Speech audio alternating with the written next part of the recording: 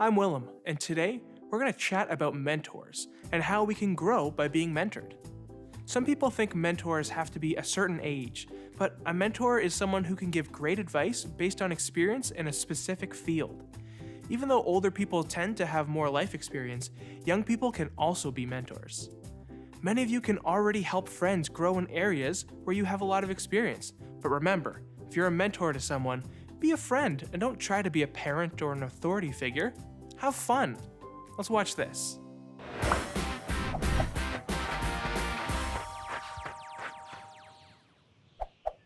Why was the math book sad? Because it had so many problems. Hi friends, it's Jen, and I'm so glad to be back with you today.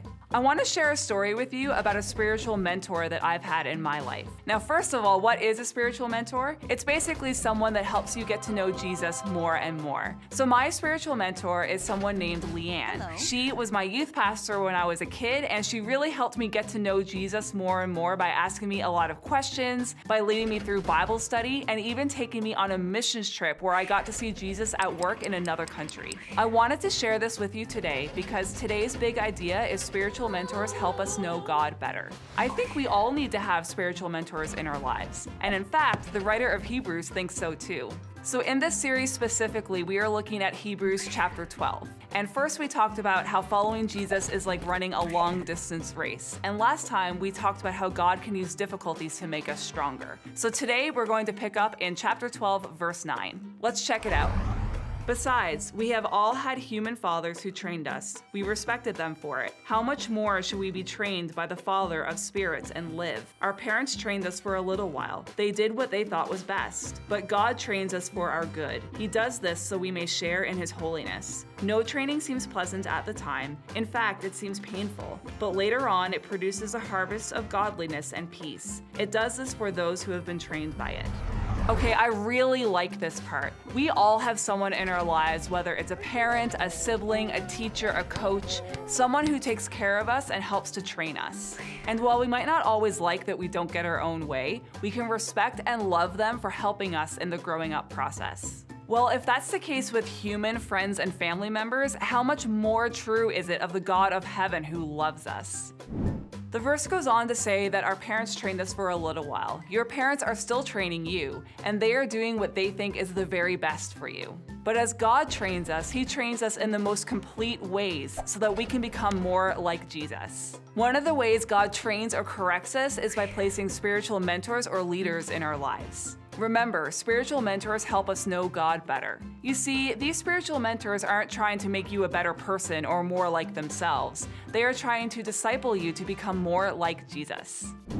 In verse 11, it says that no training feels pleasant at the time. In fact, it can feel painful. Think about it this way. Remember when we talked about how following Jesus is like running a long-distance race? Well, when you're training to run a race, I have heard that it can be quite painful. And even when you're running, your muscles can hurt, your feet can get sore, you can get really thirsty and tired, but it's all worth it when you cross that finish line and have the satisfaction of finishing that race. It's the same thing in our spiritual race and being trained by God. Sometimes it can be painful. Maybe we confess something to someone that we've done, and maybe we're really embarrassed or sad by it. But then you can let it go, know God's forgiveness, and receive the peace that He brings. Through these things, God moves us closer to Him, and our spiritual mentors and leaders are there to help us move closer to God. And as we hang out with them and train with them, spiritual mentors help us know God better. Well, it was so great hanging out with you again today. I will see you next time. We heard that God helps us grow through spiritual mentors, and I want to encourage you to connect with a leader at church if you have questions about Jesus. This leader may mentor you directly, or they could connect you with the right person who can regularly check in with you to talk about your relationship with Jesus and address any problems you may have in your life. We recently checked in with our friend Park, and he had something special to share. Watch this.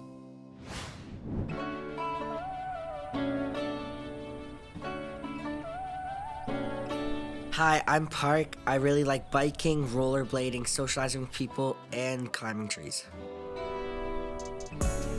My favorite experience when I'm rollerblading is probably going down hills, because then there's a lot of wind, you're going really fast, and you just feel really free. So when I first got my new pair of rollerblades, they don't have any brakes because they're like hockey rollerblades. And I was going on a walk with my mom and my dog decided to go right in front of me. And since I don't have any brakes, I had to bail.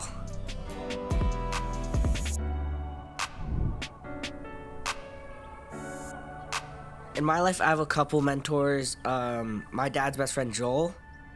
So when my dad passed away, Joel really took like the father figure part, and he's always here for us. If we need something, we can ask him. If we want to talk to him, we can ask him questions. So Joel, he's funny, he's really loving, he's kind to people. So one day, not too long ago, last month, Joel actually came to my school, picked me up, and we went out for lunch. We went shopping for my mom's birthday. We cleaned her car, we got her a gift. For Joel, I see a lot of kindness and socializing in him. He's also an extrovert like me. Helping people and just like talking with people takes my mind off of things, like things that are going on in my house or things that are going on with like my friends or whatever. It just helps me take my mind off, and then I feel really free about it. I'm really an extrovert. I love hanging out with people, making plans, and I'm good talking with adults, kids, girls, and guys.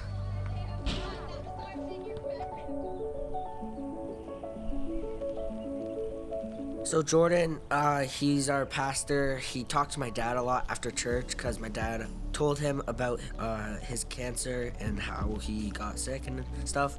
And he reached out to my dad saying, I see a lot of independence and leadership in your son and how he's really good with talking to people and helping. So he asked me if I wanted to do volunteer work for our church as a communications assistant. So taking pictures of events, posting things on their social medias. I see leadership in him because he's always really nice with people. He's also really good at helping and talking with people. And that's also stuff that I want to do. I think mentors or leaders can be older than you, your same age, or even younger than you, because you can learn from them. I think I can be a mentor or leader to other people because I'm helpful, I think I'm kind, and I just really like socializing.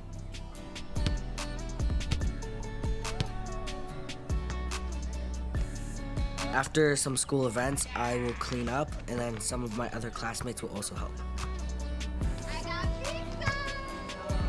I'd like to be like my dad in some way, like being an extrovert and talking to people and just being kind and helpful. Jesus was always there for people and helping people and just talking them through bad times.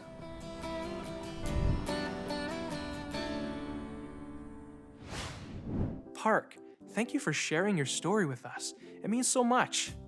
Park said something that really spoke to me, and that's that he sees traits and behaviors in his mentors' lives that he would like to live out in his life too.